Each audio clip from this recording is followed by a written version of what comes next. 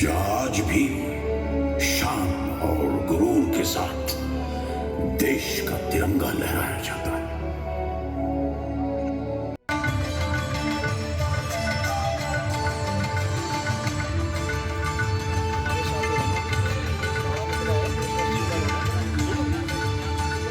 की तबीयत अब कैसी है? अब्बा हुजूर की तबीयत वक्त के साथ बिगड़ती ही जाती है भाई दारा।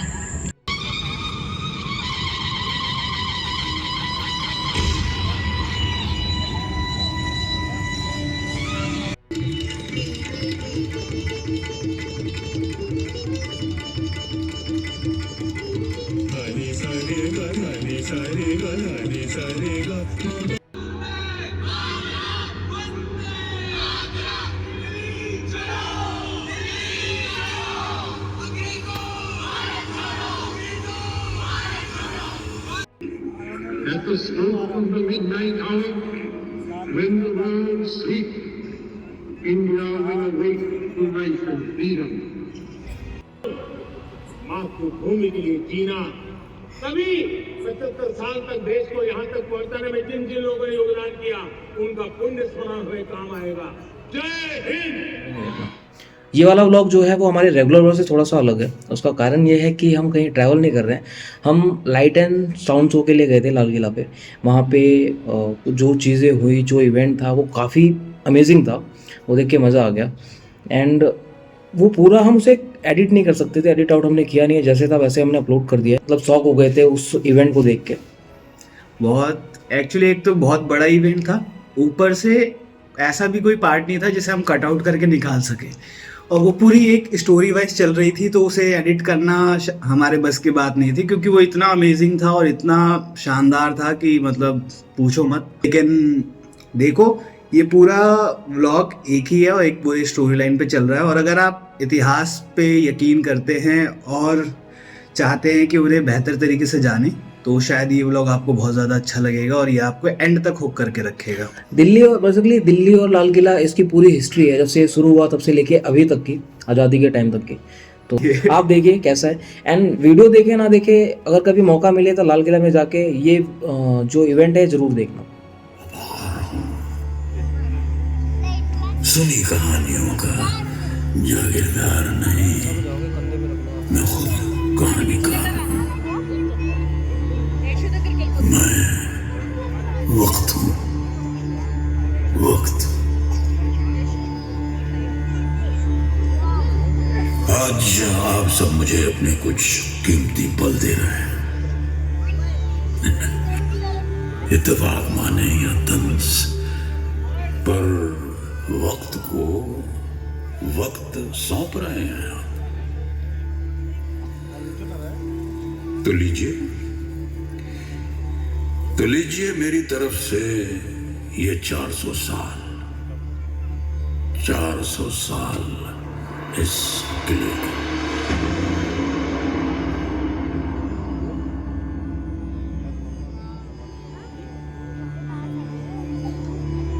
ये वही दिल्ली है जिसे 7 बार उजाड़ा और फिर बसाया गया। तोमर से लेकर मामलुक और सैयद से लेकर लोधी तक हर वंश ने दिल्ली से ही पूरे हिंदुस्तान पर हुकूमत करी। कहा जाता है आज से 5000 साल पहले यहां से कुछ ही दूर पांडवों की राजधानी इंद्रप्रस्थ भी हुआ करती थी। और इन सब के बीच एक ऐसा वक्त आया जब मुगलिया हुकूमत ने इस पर अपना परचम लहराया। सियासी वजहों के तहत शाहजहां ने अपनी पुरानी राजधानी आगरा को छोड़कर इस लाल किले की बुनियाद डाली और दिल्ली को अपनी नई राजधानी बनाकर यहीं से पूरी मुगल सल्तनत पर हुकूमत का आगाज किया।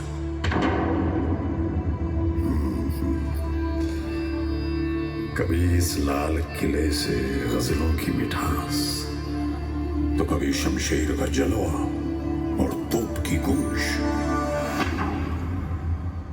कभी यहां से पूरे हिंदुस्तान पर राज हुआ तो कभी उसी हिंदुस्तान के देशभक्तों पर मुकदमा।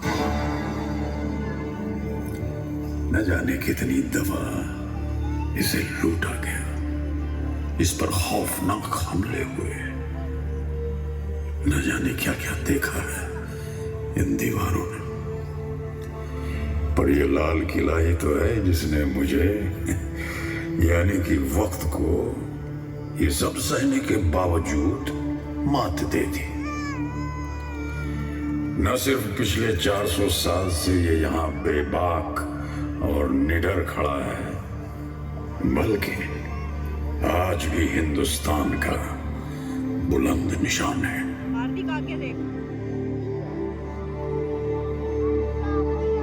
जी हाँ, ये वही लाल किला है जहां से 1857 में आजादी की जंग की शुरुआत हुई। और ये वही लाल किला है जो आज भी शान और गुरूर के साथ देश का तिरंगा लहराया जाता है। देखिए, आप नौबत खाने के सामने खड़े हैं। ये वही जगह है जहां कभी ढोल नगाड़े बजा करते थे और जहां से बादशाह का इस्तकबाल किया जाता था। अच्छा, अब आप आज भी नहीं बल्कि सन 1648 में खड़े हैं। आज का दिन बहुत खास है। आज 18 अप्रैल है और महज 9 सालों में इस किले मुबारक का निर्माण पूरा हो गया। आज खुद शाहजहां आपका इस्तकबाल और इस किले का उद्घाटन करेंगे।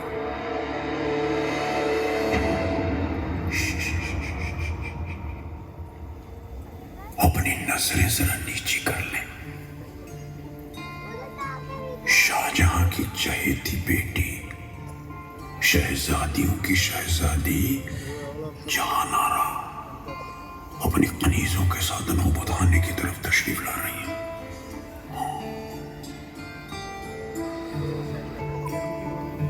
17 साल की यह शहजादी हिंदुस्तान की बादशाह बेगम भी है। हालांकि बादशाह की 3 बेगमें हैं, पर वह सुनते केवल अपनी सबसे प्यारी बेटी जहानारा की है।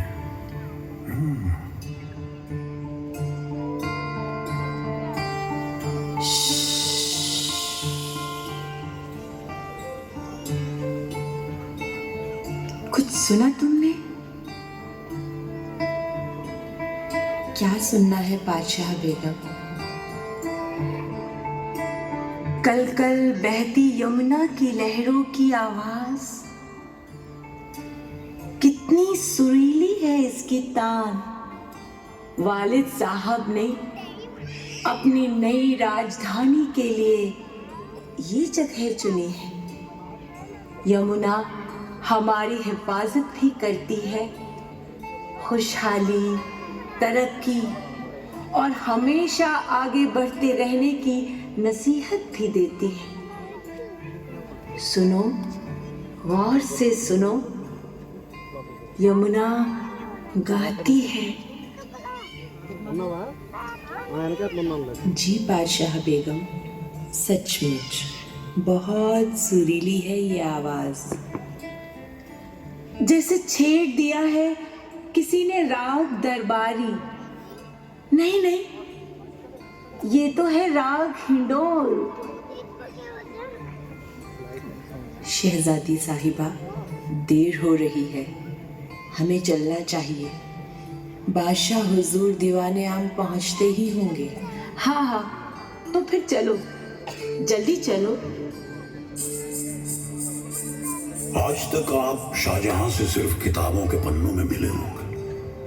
आज मैं आप सभी को उनके दरबार में शामिल होने की दावत देता हूं। अब आप कोई और नहीं बल्कि शाहजहानाबाद के निवासी हैं। काम करो, आप जाओ, मैं रिकॉर्ड चलिए करके आता हूँ। चलिए, जहाँ पना सबके इंतजार में बेचैन हो रहे होंगे। चलिए चलिए जल्दी चलिए। ना, है ना?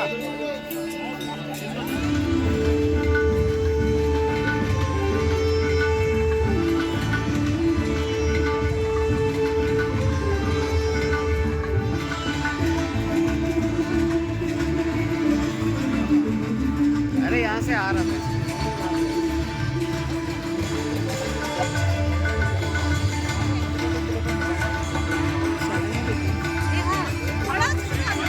सहज हाथ नहीं छुड़ाना। खड़ा है, उधर ही खड़ा है, इधर ही हो, इधर आ जाओ, आ जाओ। हाँ तब जाएगा 15 में रहो।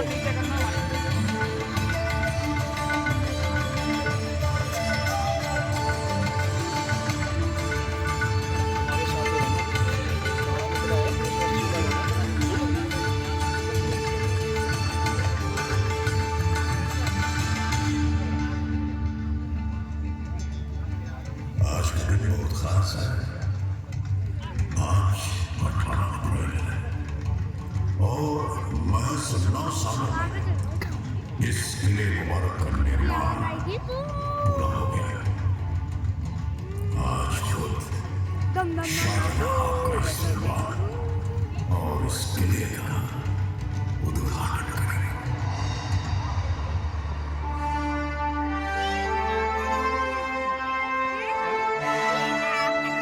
नहीं अभी इधर है, उसके बाद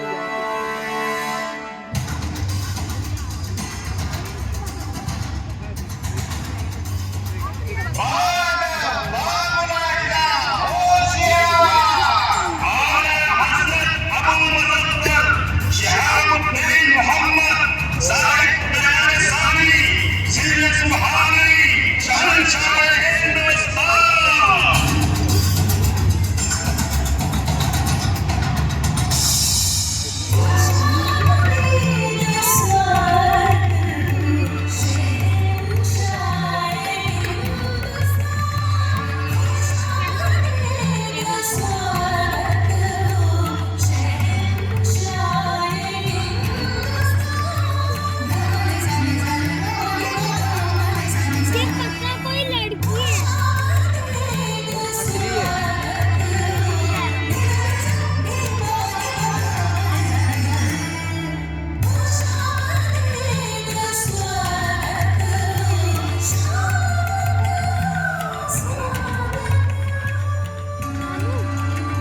बाहर से कोई लिख लेगा, मुझे पता है।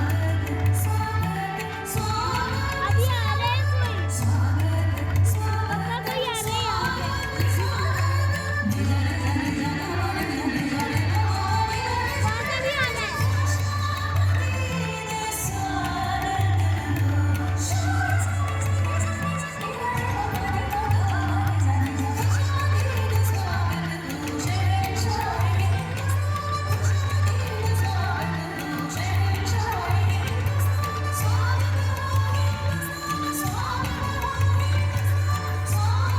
लाइटें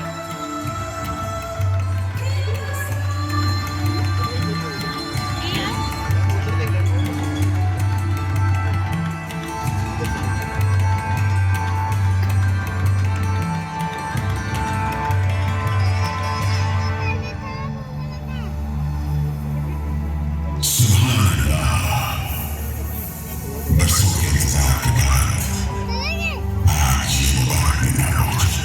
अभी वो बातें बोलेंगे। मैं शहंशाह हिंदुस्तान शाहजहां इस किले में आप सबका खैर मकदम करता हूँ। यकीनन मामू, ये जलाने वाले हिंदुस्तान पढ़ने की वाला नई बंदा यहाँ पे तारीख चला गया। वो चला गया। दिल्ली के लोगों, ये लाल किला मुबारक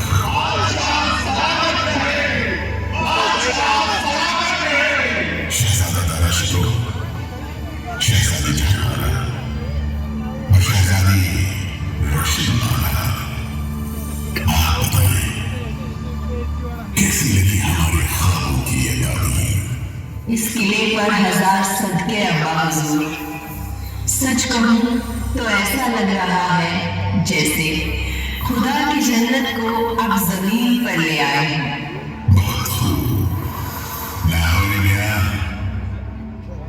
आपने जिस हुनरमंदी और मोहब्बत से ये दिला तैयार किया है, हिंदुस्तान उसे हमेशा याद रखेगा। जहां बना आपकी खिदमत में पेश है ये लाल किला और ये दीवाने आम, ये सभी आने वाले हर दिन में हर शख्स को आपकी शान और शौकत की याद दिलाएंगे। शहंशाह सलामत रहे, मुबारक हो ये लाल किला।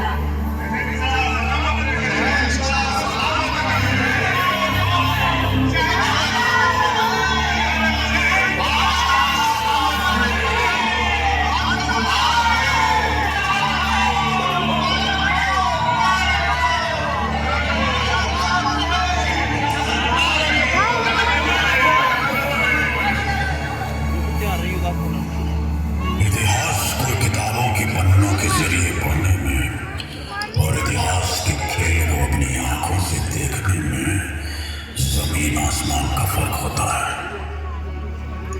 आज इतिहास आप सबके लिए इतिहास न रहकर हकीकत में बदल जाएगा। अब आप 9 बरस का सफर तय कर चुके हैं। तो नजरें उठाइए और चारों तरफ देखिए।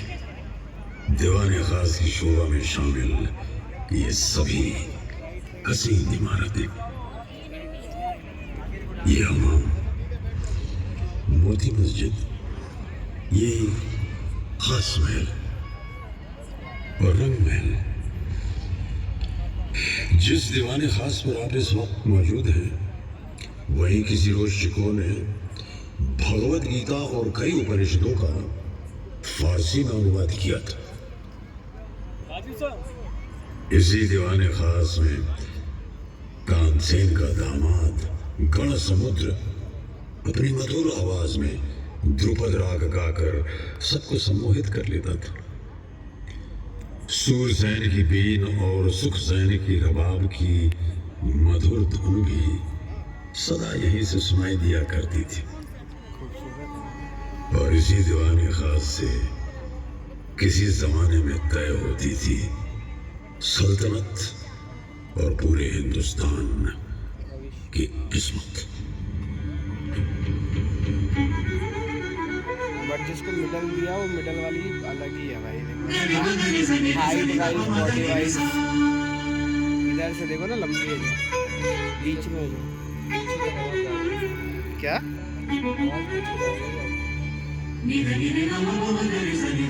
सा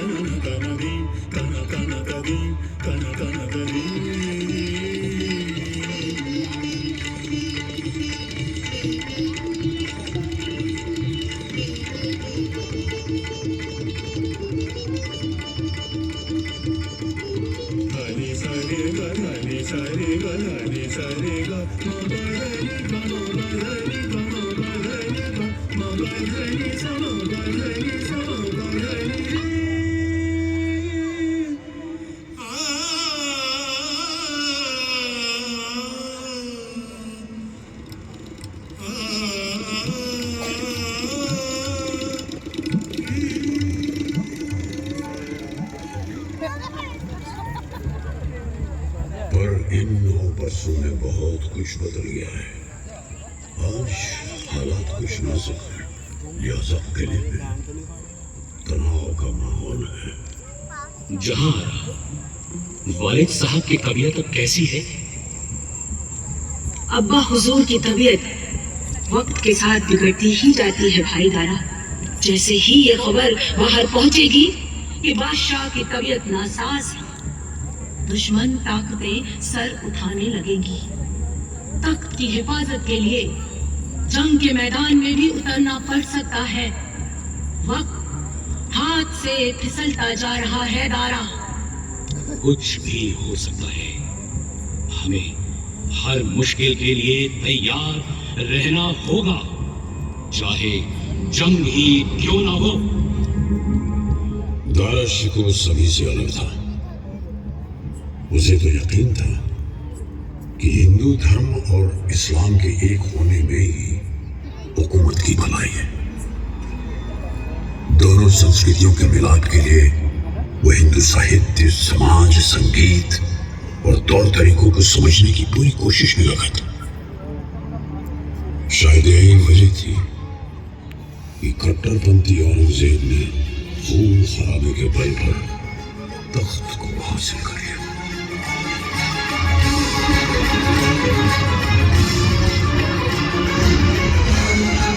हिंदुस्तान के तख्त को जीतने के बाद औरंगजेब ने दारा शिकोह का सर कलम कर उसे सुनहरी पगड़ी में लपेटकर अपने अब्बा हुजूर को तोहफे की शक्ल में भेज दिया।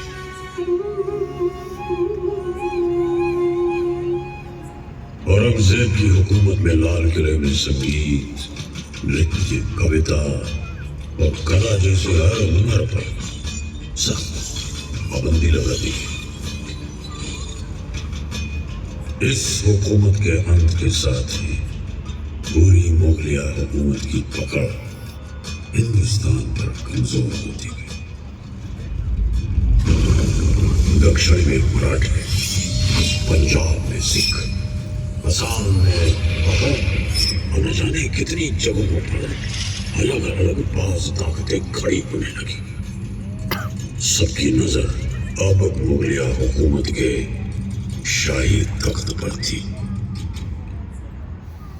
जहां एक तरफ खतरा फिर दिल्ली की सरहदों पे दस्तक देने लगा था, वहीं दूसरी तरफ सल्तनत पर राज कर रहे मोहम्मद शाह रंगीला ने उसे पूरी तरह अय्याशी में डुबो दिया था।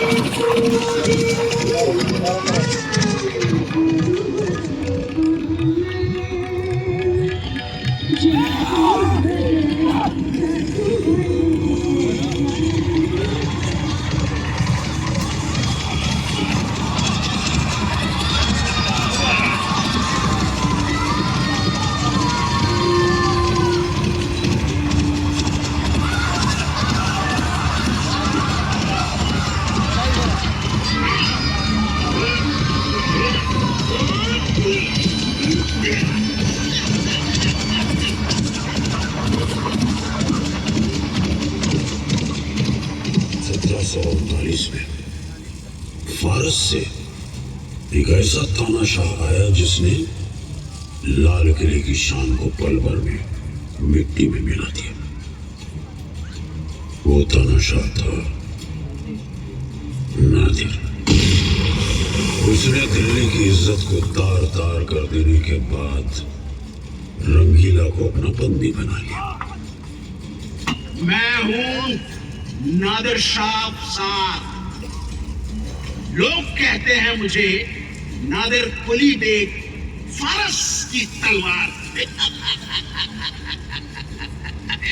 दिल्ली को मैंने दिल से लूटा है, अब तो बस एक ही तमन्ना है, ये तख्ते ताऊस, तख्ते ताऊस, आज और अभी से ये तख्ते ताऊस हुआ हमारा, नादिर शाह अफसार का।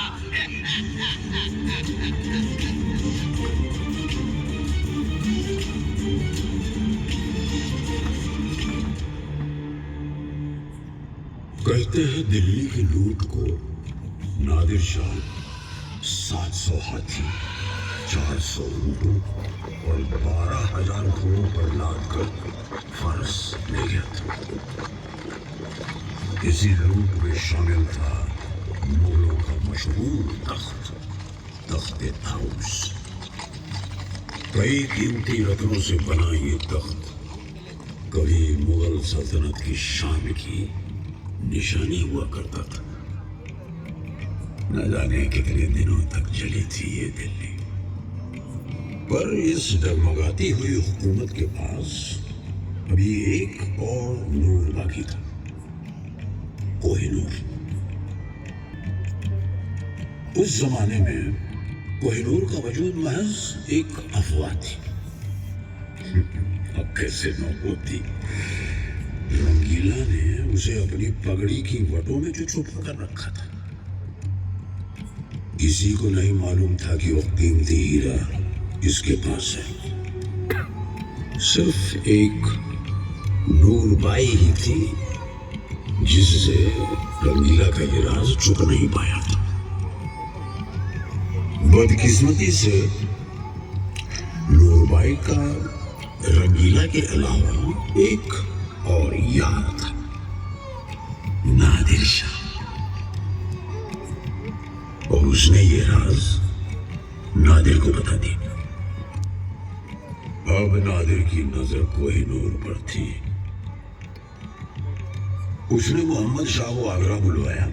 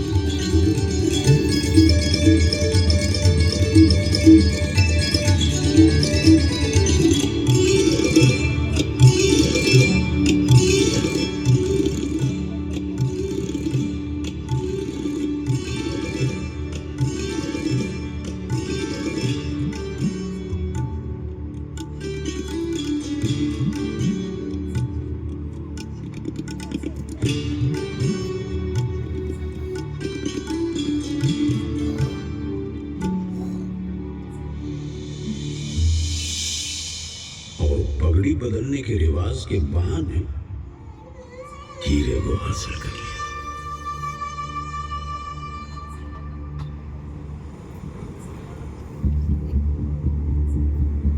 खौफनाक हमलों, लूटपाट और लंबे संघर्ष के बाद कभी शाम से खड़ा यह लाल किला अब खोखला हो गया था। 18वीं सदी में मुगल बिखरने लगे थे और सल्तनत कमजोर पड़ती जा रही थी। अफगान के बादशाह अहमद शाह अब्दाली ने भी लगातार हिंदुस्तान पर कई खौफनाक हमले किए और आखिरकार सन 1717 में वो दिल्ली की सरहदों तक पहुंच गए। उस वक्त राज कर रहा मुगल बादशाह आलमगीर बस नजीब के हाथों की एक कठपुतली बनकर रह गया और ताकतवर बनने की चाह में उसने आलमगीर कुनबे का कत्ल कर दिया। वो कहाँ जानता था कि उसकी इस हरकत का जवाब मुगल मराठों के साथ मिलकर देंगे। मदद के लिए आई मराठों की विशाल और शक्तिशाली फौज ने किले को बाहर से घेर लिया।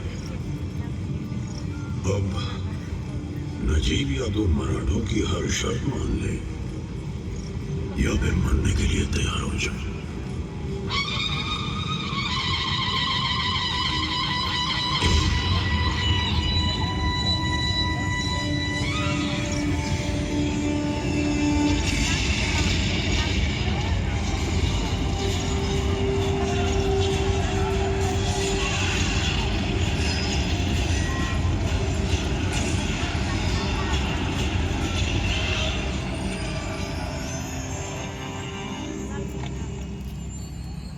लगता है बारूद के गोलों की बरसात अब रुक गई है। शायद नजीब ने मराठों की सभी शर्तें मंजूर कर ली। मराठों ने आलमगीर को तख्त पर बैठा तो दिया, लेकिन दिल्ली में अब पेशवा का ही राज था और लाल किला मराठों का हो चुका था।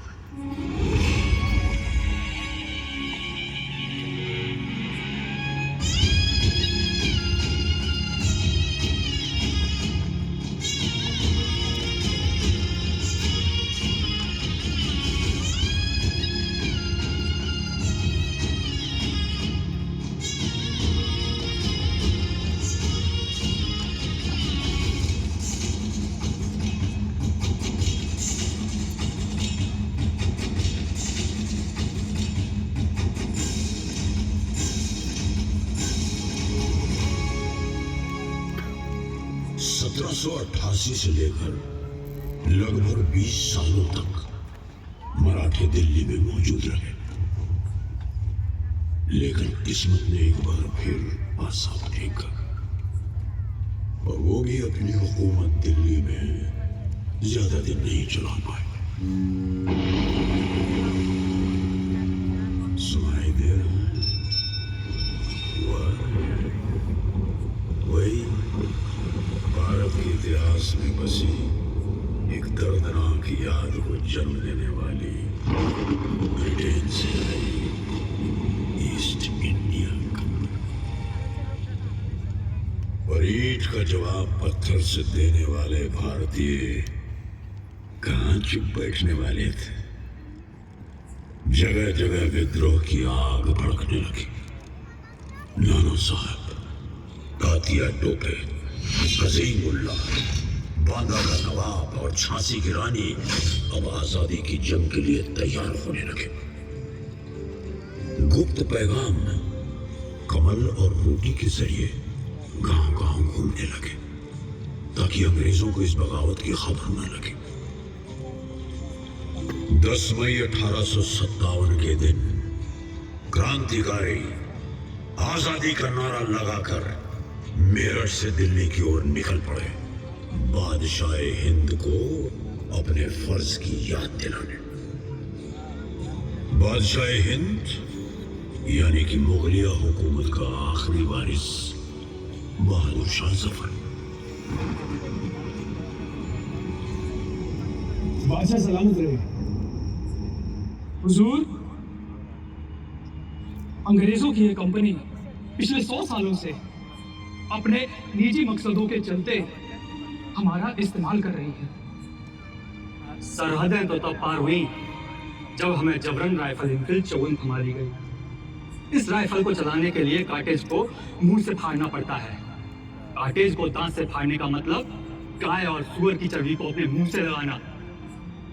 और अब बगावत तो होकर रहेगी। आज से हर दिन तक हमारा नाम और हिमायत दोनों हिंदुस्तान के साथ रहेगा।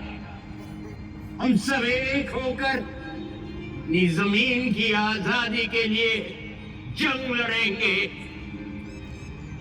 लाल किले से दी गई 21 तोपों की इस सलामी से पूरा शहर जागरूक है। सदियों बाद शाही तख्त को अपनी खोई हुई इज्जत वापस मिली और पूरा देश दुश्मन का सामना करने के लिए एक होकर खड़ा हुआ। आजादी की ये जंग बख्त खान की अगुवाई में लड़ी जा रही थी, जिसे खुद बादशाह ने चुना था।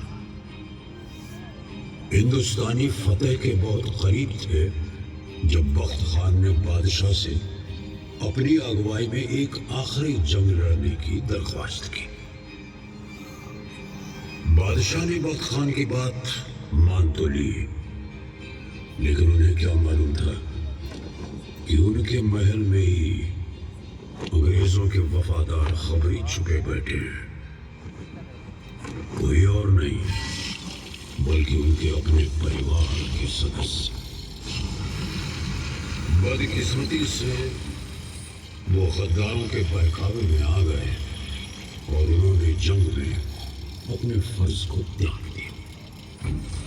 फिर घुस पड़े अंग्रेज लाल किले के अंदर। सैनिकों का जोश टूट गया और वो बिखरने लगे।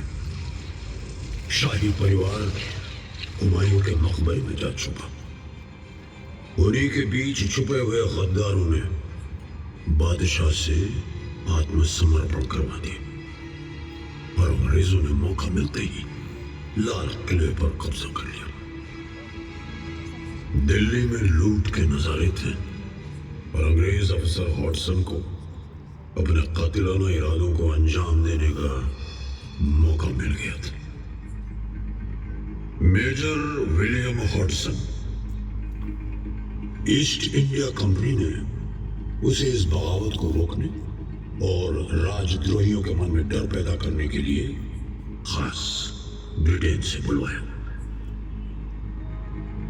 This is Brevet Major Hobson, and I never let my men take any prisoners, but shoot them at once. Fire!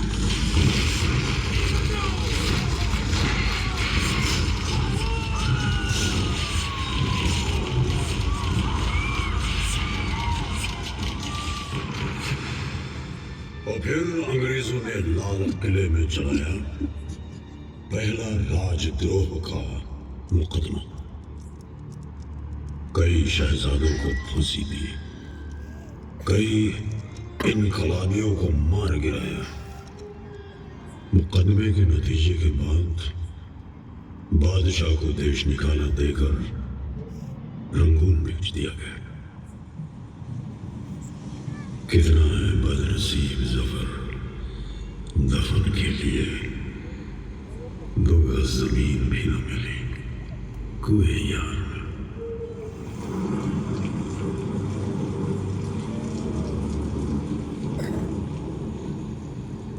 अब लाल किले पर अंग्रेजों का कब्जा था। इस 1857 की जंग के बाद ईस्ट इंडिया कंपनी का भी अंत हुआ। हिंदुस्तान अब अंग्रेजों की महारानी के साम्राज्य का हिस्सा बन गया। अंग्रेजों ने लाल किले में बने महलों के शाही खजाने को लूट लिया, बेआबरू कर दिया इसे, जैसे किसी जीते जागते इंसान के अंदर से रूह खींच ली हो।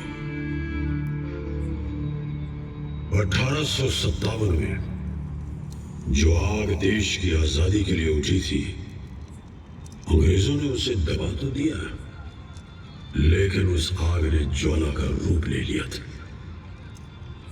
देश को अंग्रेजों से आजाद कराने के लिए वतन परस्ती की अलग अलग आवाजें उठी। मुल्क में इनकलाब को एक नई दिशा मिली। 1911 में अंग्रेजों ने दिल्ली को अपनी राजधानी बनाया तो लाल किले की अहमियत और उभरी। एक बार फिर वो हिंदुस्तान का प्रतीक बन गया।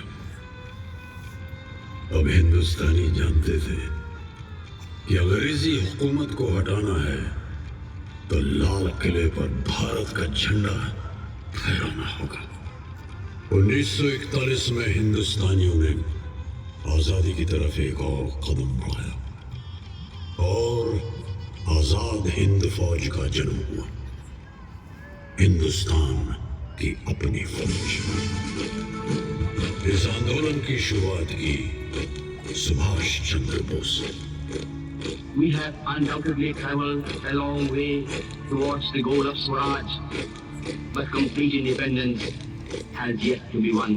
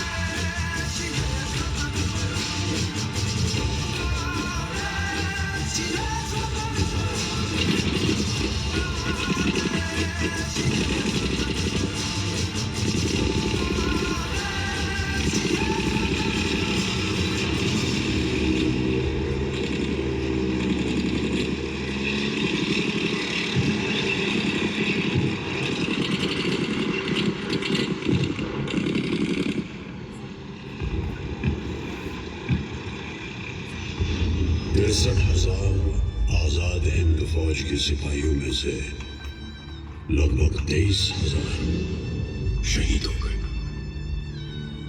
कुछ 15,000 को रंगून, बैंकॉक और सिंगापुर से पकड़ कर हिंदुस्तान लाए। नीलगंज, मुल्तान, मद्रास और कई अन्य जगहों पर उन्हें कैद करके उन पर जुल्म उठाए गए। कितनों को तो राजद्रोही करार देकर फांसी के फंदों पर चढ़ा दिया।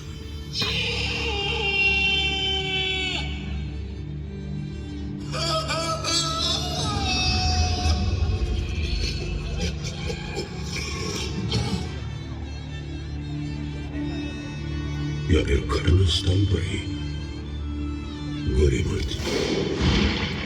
यहाँ बराबर में बसे सलीमगढ़ के किले में हुए जुल्म यहाँ के इतिहास का एक दर्दनाक हिस्सा है। नवंबर 1945 में आजाद हिंद फौज पर पहला मुकदमा इसी लाल किले में चलाया गया।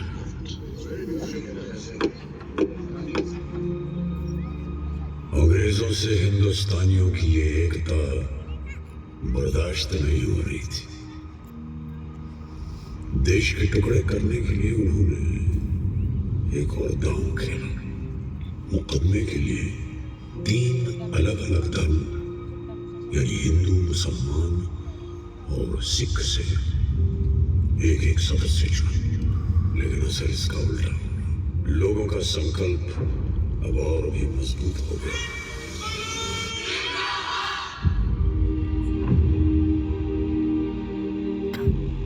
पूरा देश इन तीनों जवानों के हक में उठ खड़ा हुआ।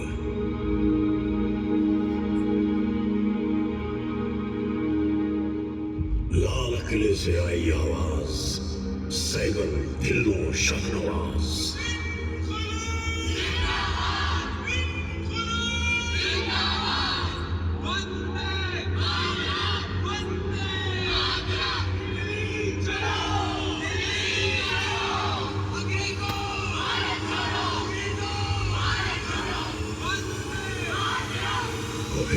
सपना साकार हुआ, भारत देश आजाद हुआ।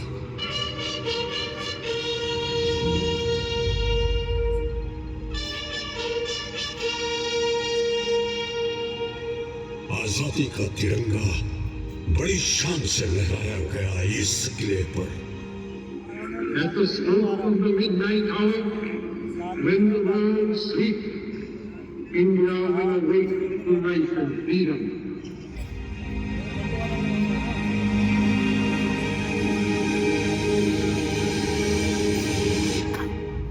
इस अमृत काल में एक एक दिन, समय का प्रत्येक क्षण, जीवन का प्रत्येक कण मातृभूमि के लिए जीना, तभी 75 साल तक देश को यहाँ तक पहुंचाने में जिन जिन लोगों ने योगदान किया उनका पुण्य स्मरण हुए काम आएगा। जय हिंद।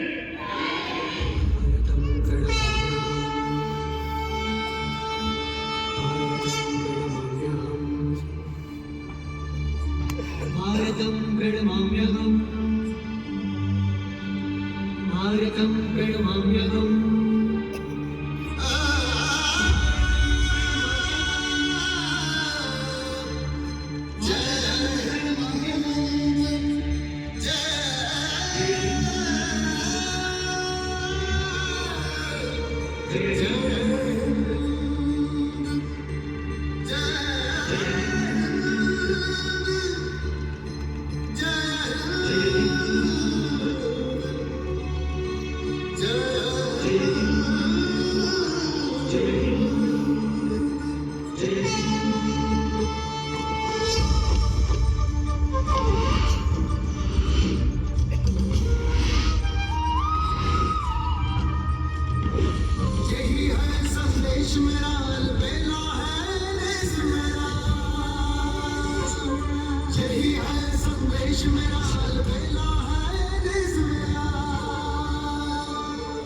कोई तो उम्मीद मेरी कोई है आदेश मेरा, कोई तो उम्मीद मेरी कोई है आदेश मेरा। बोलो मेरे संग जय हिंद जय हिंद जय हिंद जय हिंद जय हिंद जय हिंद जय हिंद जय हिंद जय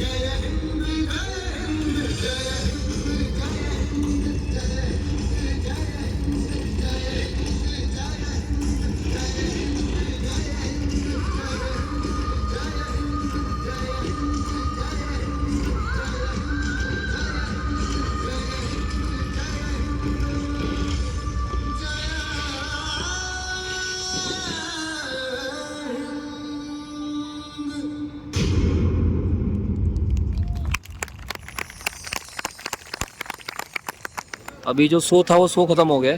अभी यहाँ पे खाना वाना का जो सीन था वो भी निपट गया।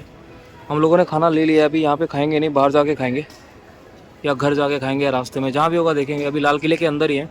यहाँ से अभी रैप अप करके बाहर निकलते हैं। हमारा गोप्रो जो है वो भी स्विच ऑफ हो गया। तो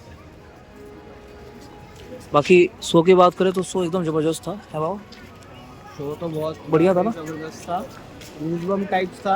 अगर यहाँ पे अगेन अगर कभी होता है, अगर आप लोगों को मौका लगे तो ज़रूर देखना। 3 शो होते हैं, 5-5 मिनट के 2 शो और एक 25-30 मिनट का एक शो, और वो बहुत जानदार शो था कसम से, जो लास्ट वन।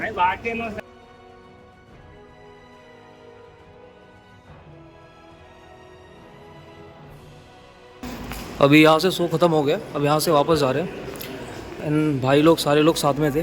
कैसा एक्सपीरियंस रहा भैया आप लोगों को?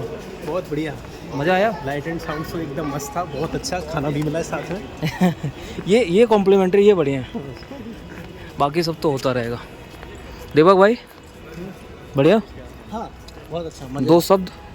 2 शब्द ये कहेंगे कि इस हमारे घुमक्कड़ चैनल्स को सब्सक्राइब करें बहुत बढ़िया, और नई नई वीडियो देखते रहें, और हाँ। आपके एक सब्सक्राइब लाइक से हमें मोटिवेशन मिलता है। बिल्कुल।